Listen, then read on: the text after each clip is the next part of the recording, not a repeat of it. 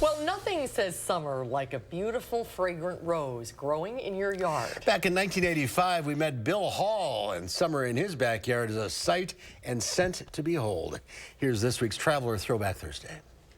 A rose is a rose is a rose. Gertrude Stein didn't get caught up in the beauty, the symbols of this flower, but I bet she never paid a visit to Bill Hall's rose garden. Tucked among the hills of the Kickapoo River Valley is bush after bush, rose after rose. It's a hobby for Bill now, but he doesn't grow them just for the beauty anyway. Well, that's part of it, but Bill is a rose breeder. He hopes someday to make a living developing new, hardier plants. Very much like dogs, you know, you've got different breeds of dogs, and then you cross them and you get mongrels. These are some of the prettiest mongrels you'll ever see. What Bill does is crossbreed plants developing brand new roses, taking the best characteristics from different species to come up with whole new plants. These are roses you won't find anywhere else on Earth. With a little camel's hair brush, I brush it on this part. These are the stigmas in here. Okay, and they have little openings, and the pollen goes down the tubes into this part, which is called the hip.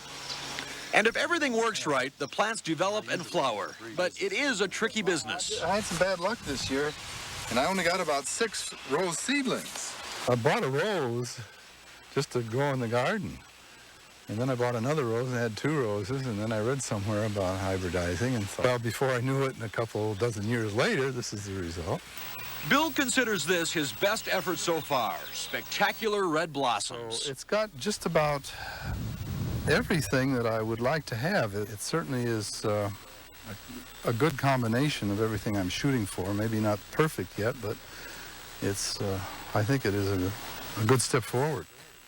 Bill hopes to be able to market this bush someday, but he doesn't have a name for it yet. Roses always have such interesting names. But what's in a name anyway? A rose, after all, would smell as sweet. Oh, what a great story. Bill's no longer with us, but he left his mark. That was fascinating to hear how he does that. I know. Oh, and I bet it was aromatherapy. Yes, you could almost smell it coming through the screen. Absolutely.